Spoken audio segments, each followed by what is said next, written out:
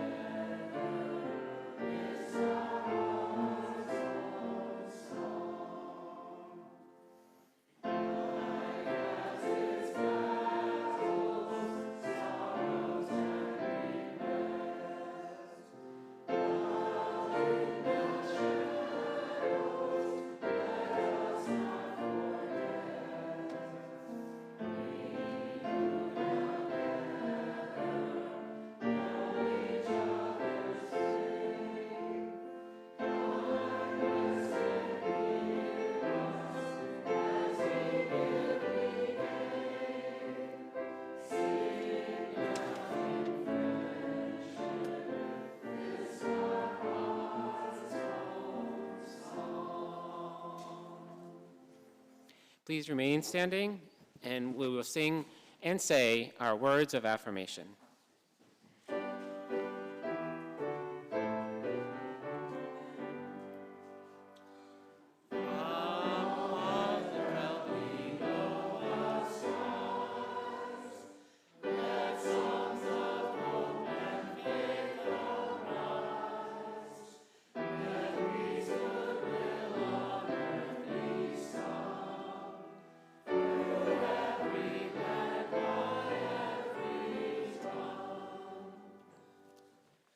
Love is the doctrine of this church.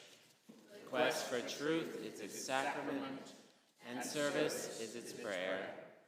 To dwell together in peace, to seek knowledge and freedom, to serve all life with compassion, to the end that all souls shall grow into harmony with the divine. This is our great covenant, one with another and with our God.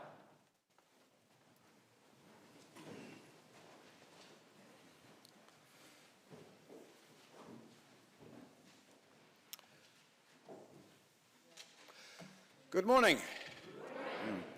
I am Terry Dixon, and I use he, him pronouns.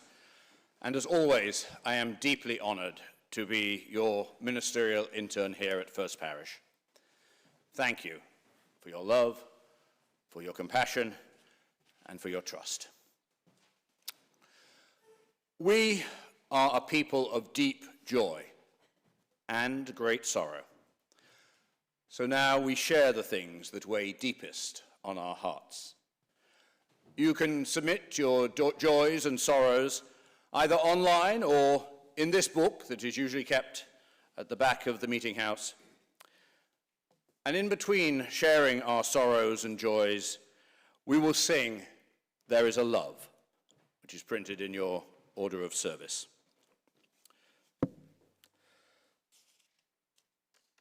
So we start with the sorrows of our congregation. Marianne Orlando is mourning the passing of her best friend since 8th grade, Cindy Greer Broyne, who passed away suddenly at the age of 70. Cindy was thoughtful, kind, and had a great sense of humor. So for Cindy and Marianne, we light this candle.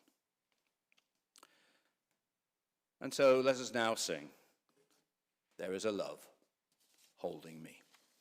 There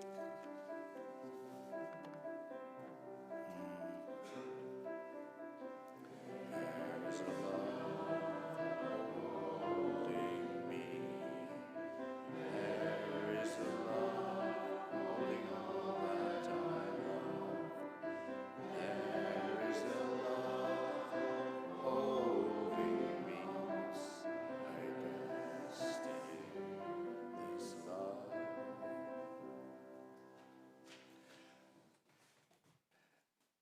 And now the joys of our congregation, which I'm glad to say are plentiful.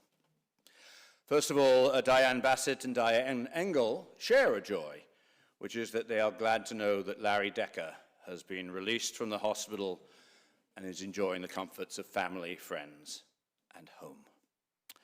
So for Larry, we light this candle. And the Crawford family has a joy, thinking of William as he wraps up 10 days in Spain this week on his exchange program, and it's his first time in Europe, so thinking of William. And Anne and Dean have a great joy that their niece had a baby boy, Luca Dennis, born on March the 7th. He was 8 pounds, 9.2 ounces, and 19 inches long.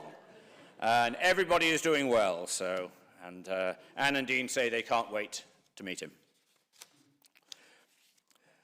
And Diane B. also has a celebration for the return of the white snowdrops, which are tucked outside in the outside the parish office window. So yes, spring is returning. We light a candle for that. And then the Packards have a joy, which is that the Framingham Drama Company made it to the finals of the METG competition for their performance of The Outsiders. And Amanda is part of the costume crew. So congratulations to the Framingham Drama Company. And then we have one which I'm not sure whether it's a joy or a concern. Tom Greeley says that their kitchen project is going south. And they really need church right now. So for that, we light a candle too. And let us now sing again, There is a Love Holding Us. There is a love holding us. There is a love holding all that I love. There is a love holding us. We rest in this love. And Michael, if I could just ask you to light one more candle, because actually two more. We recognize, of course, that there are joys and sorrows that are perhaps too personal, too close to the heart to be spoken out loud. And so we hold those in our hearts, but they are no less important. And let us also light one final candle to honor those people who do not have a community like this in which to share their joys and their concerns. Thank you, Michael.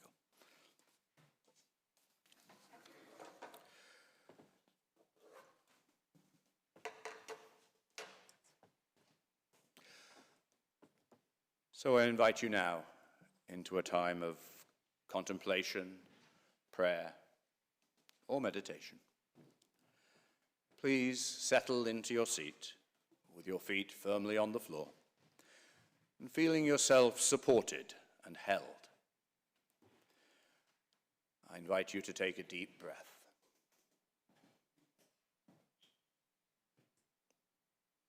And another.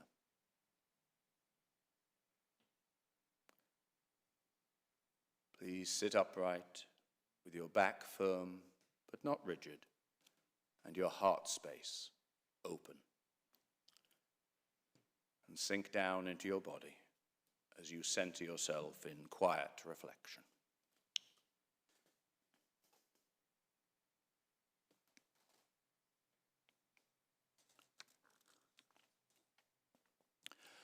And we call upon that ultimate mystery, which we do not fully understand or even comprehend, that great spirit of love and life that is beyond any one name, but which is in and among us all, and which enables each of us to be loved and to love just as we are. May we rejoice in our collective name of beloved. And as a beloved community, we give thanks for all the joys and blessings in our lives, for all those beings and things that give our lives purpose and meaning. We are deeply grateful for the love, compassion, and kindnesses, both large and small, that we receive on a daily basis. May we never take those blessings for granted. And we also lift up the sadnesses, griefs, and worries that weigh on people's hearts and minds. May all who suffer find support and solace, and by sharing our troubles in loving community, may those troubles be lessened. May all afflicted by disease, illness, whether physical or mental, or by addiction, be comforted and find relief. May all who are experiencing grief or loss feel nurtured and consoled. And may those who are suffering from loneliness and isolation be lifted up and enlivened through human connections. we also lift up in our hearts and in this community all those people, all those marginalized and disinherited people in our communities who are being stripped of their rights, their hopes, their essential humanity. May we stand up and find ways to nourish and protect them. May we reassure them that without exception, they are inherently worthy and have the right to flourish with dignity, love, and compassion. But let us also acknowledge that on occasion, each of us falls short of being the truly loving and compassionate people we want to be. So let us acknowledge our individual and collective mistakes, forgive others for their failings, just as we need to be forgiven. Do whatever we need to do to make amends, and continually recommit ourselves to strive to do better and be better. May we always put love at the center of everything we do. And so I'd now invite you to join in a further minute of silence for your own personal reflection, prayer, or just a rest. Please breathe into this space of holiness, this time of peace, this loving community. Because in the present moment, there's nothing else you need to do except breathe, let go, and be held.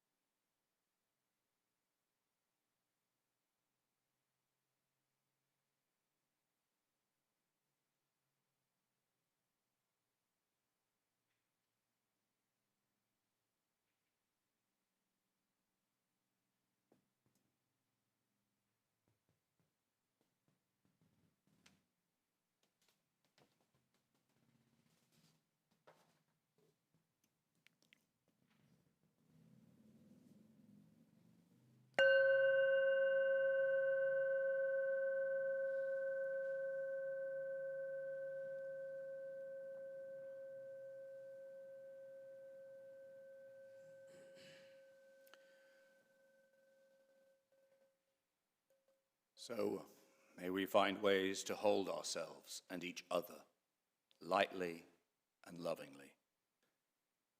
And may all which we hold holy hold our prayers and contemplations with tenderness and compassion. Amen, and blessed be.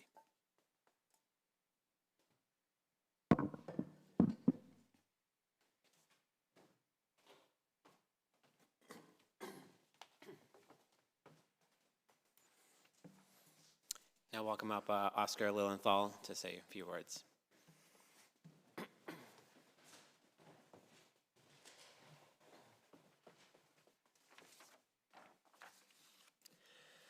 morning, everybody. I wanted to share my testimonial for today. Just share a few words about why First Parish matters to me and why I'm honored to be able to financially contribute. So when Aaron and I first bought our home here in Framingham in 2022, we knew that being involved in the community was super important to us. When Aaron had first brought up the idea of attending a service at First Parish, at first I have to admit I was skeptical. I didn't grow up religious, I didn't attend church and back home in Germany. I didn't necessarily consider myself religious. But after our first service, I knew that this was a place that was really special and this community was really special. It was a place where I felt like I belonged. I remember thinking how much the service reminded me of a staff meeting of the nonprofit therapeutic agency Wayside, as some of you know, that I was working for at the time. Additionally, I sang all throughout college and high school, and that was something that I was missing greatly in my life since graduating from college. Hearing the choir perform on that day, I knew that I wanted to join and connected with a choir member and then connected with Dean later on, and I was able to join the next practice the next week. And that's really something that's given me a lot of purpose. That's just for stress management. That's really, really helped, and I'm glad that I'm able to contribute that to the congregation as well. Aaron and I were welcomed with open arms, and we have had a lot of challenges since then, and members we've really felt supported, and members were able to listen, give advice, support, really aid us in that way. Thinking that Aaron and I have the community or have the opportunity to contribute, to be a factor in supporting the way that this community runs and operates makes me feel really proud, and it makes me feel like our financial contribution matters and makes a difference. I'm honored to be part of this community. I'm honored to be part of this church, this congregation, and I want to thank each and every one of you for continuing to make me feel this way. It means so much. Thank you. Thank you.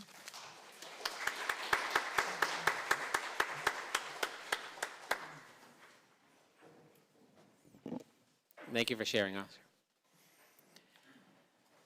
So our weekly offering to support the prophetic and practical work of this church will now be greatly received. There'll be a plate passed, but also note that we have a QR codes, and those are in little cards in the pews.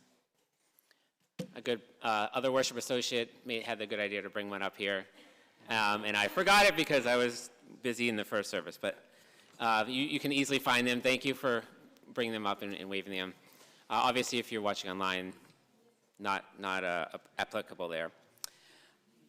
And speaking of the family service, if you already gave during the family service, you can let the plate pass you by. We deeply appreciate your gifts and support. What is given with generosity and grace is accepted with gratitude and respect. Thank you for your donation. May this community ever be worthy of your love and generosity.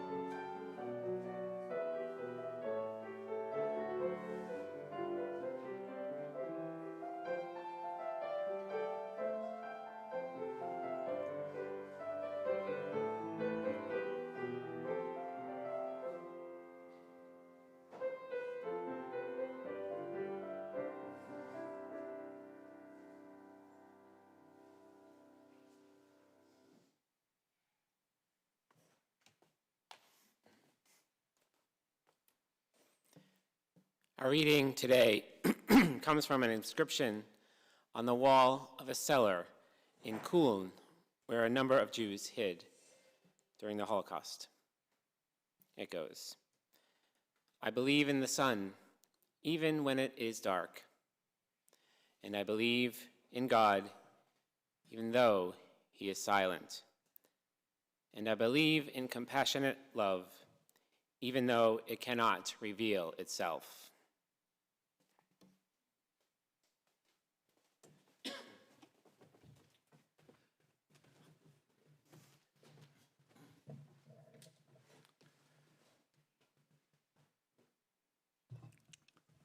Thank you, Michael. And thank you, Dean, as always, for the amazing music. Thank you.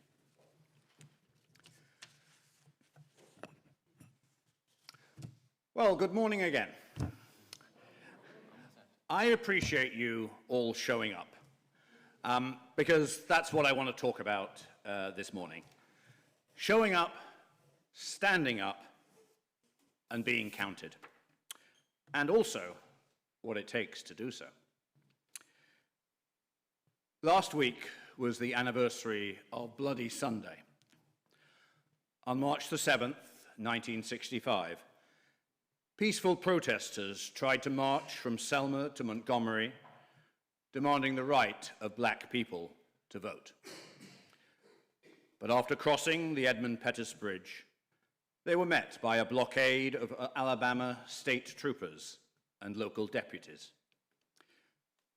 When they knelt to pray, the police fired tear gas, and mounted troopers charged them, beating them with clubs. The cops fractured John Lewis's skull and beat Amelia Bayton unconscious. A total of 17 people were hospitalized with serious injuries. The next day, Dr. Martin Luther King Jr. issued a plea for clergy around the country to come to Selma. Over 400 clergy members from different faith traditions responded. As a Unitarian-Universalist, I am proud to say that many of those who answered the call were UUs. One was the Reverend James Reeb, a white Unitarian minister from Boston. Reeb was working on housing desegregation in Roxbury. He and his wife and 4 kids were one of the few white families living in that poor and predominantly black community. Despite the dangers, Reeb immediately went to Selma. And on the evening of March the 9th, he and 2 other Unitarian ministers were attacked on the street by Ku Klux Klan members wielding clubs. Reeb was hit in the head, crushing his skull. He died 2 days later. James Reeb's murder was a catalyst for President Lyndon Johnson to press Congress to pass the Voting Rights Act. And in doing so, he invoked Bloody Sunday and Reeb's murder and put them in context. I quote, "At times, history and fate meet at a single time in a single place to shape a turning point in man's unending search for freedom. So it was at Lexington and Concord.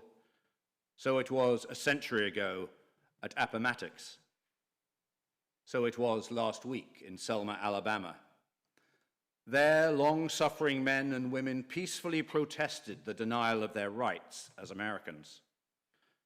Many of them were brutally assaulted. One good man, a man of God, was killed." And in his eulogy at Reverend Reeb's funeral, Dr. King identified who, or rather what, had killed him, including the indifference of every minister of the gospel who has remained silent behind the security of stained glass windows. He was murdered by the irrelevancy of a church that will stand amid social evil and serve as a tail light rather than a headlight, an echo rather than a voice.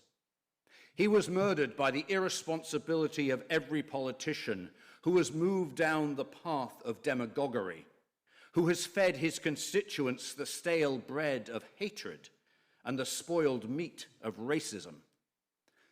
He was murdered by the brutality of every sheriff and law enforcement agent who practices lawlessness in the name of the law. Sound familiar? And Dr. King continued, James Reeb says something to each of us, black and white alike, says that we must substitute courage for caution, says to us that we must be concerned not merely about who murdered him, but about the system, the way of life. His death says to us that we must work passionately, unrelentingly, to make the American dream a reality. So he did not die in vain. Of course, we could say the same thing about Dr. King, who was himself assassinated just 3 years later.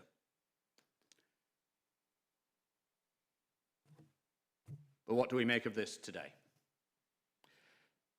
Yes, those were historic times, but we are living in similarly historic times. This is another inflection for our nation, when history and fate meet to shape a turning point in our unending search for freedom. Another prophetic age when, as people of faith, especially as people of faith, we must stand up and be counted. But what does it take to do so? People like Dr. King and Reverend Reeb demonstrated immense courage and moral strength to take the stands they did. And they paid a huge price. Would you be willing to do something similar? Would I? Frankly, I don't know. I'm not sure that I will know unless or until I'm faced with such a situation. But I hope my faith would be strong enough. You see, I believe that the source of such courage and conviction lies in faith. Trusting in a faith that can sustain and support us as we respond to the call to righteousness and stand steadfast for justice. But faith in what? For some people, like Martin Luther King, that faith is a deep and abiding trust in God. Dr. King had a profound belief not only in his own personal faith as a Christian, but also in the heritage of the black church that had sustained generations of African Americans through hundreds of years of slavery and Jim Crow. His was a faith tested over time and rooted in the belief in God's essential goodness, despite the odds. And James Reeb was also a man of God, although his background and his theology was different from Dr. King's. He too had an abiding faith in love and fundamental goodness, and the essential need to respond to the call of goodness and take action. And he also recognized that faith rests at the heart of the historical legacy of Unitarian-Universalism, that our essential faith in goodness and our common humanity is the light that shines through the generations. We are a people of faith.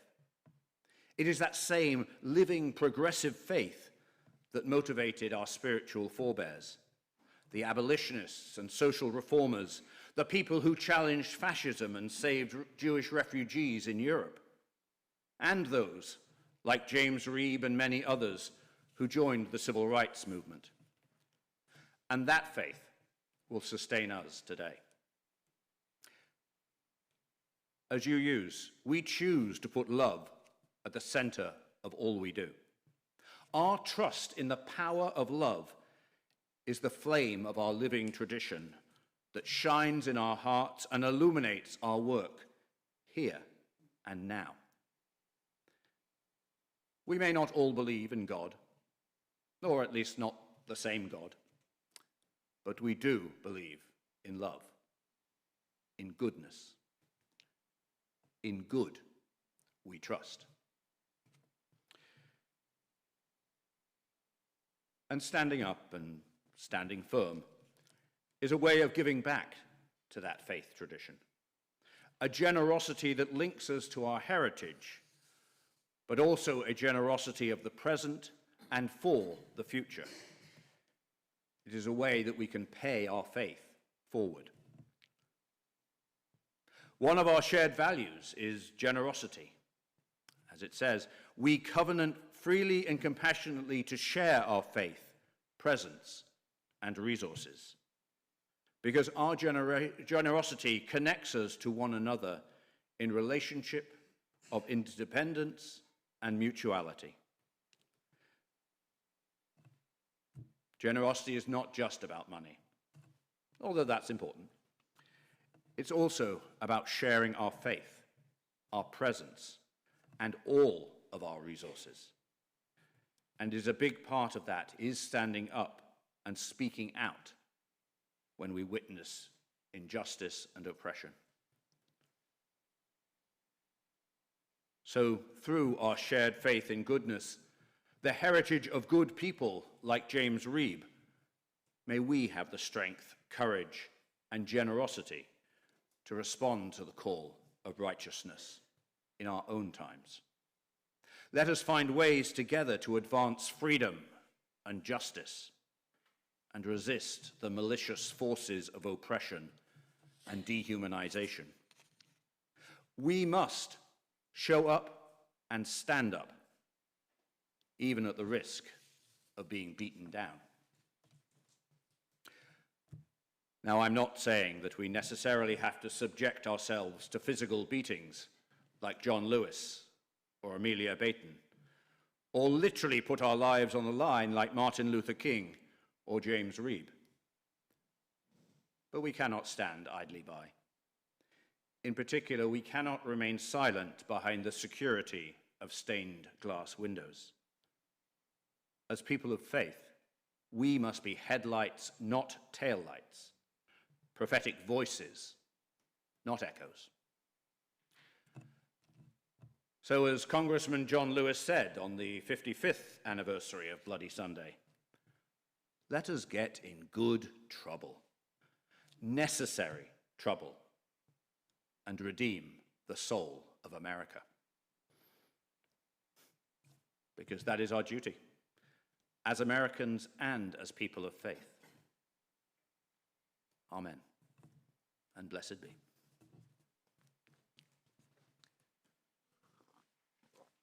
And now, let us join in singing our closing hymn, which is number 1007. There's a river flowing in my soul. It's in the Teal hymn book. Please rise in body and spirit.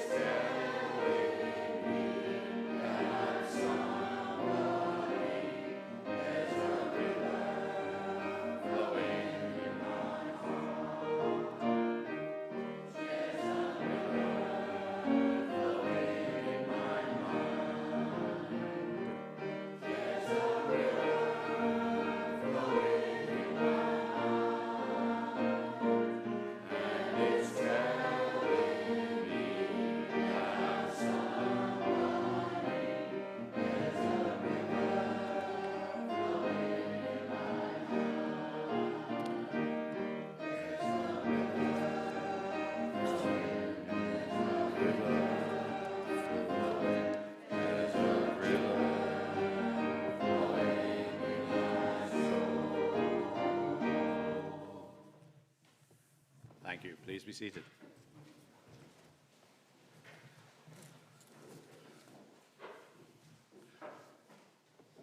Our reading this morning spoke about belief and trust, even when God is silent. How even on dark days we can have faith that the sun is still shining, and that we can believe in compassionate love, even when things are not clear. That is the essence of faith. And so, as we extinguish our chalice, I leave you with these words by Dr. King.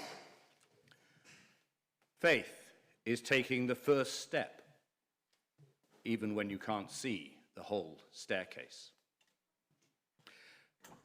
And so, as we depart this sacred space, which we co-create together, let us carry the light of our faith with us, trusting that even if we cannot see the whole staircase, that generous light will guide us. And may we never forget to hold each other and the whole world with love at the center. Be at peace and be about peace in all you do. Amen, and blessed be.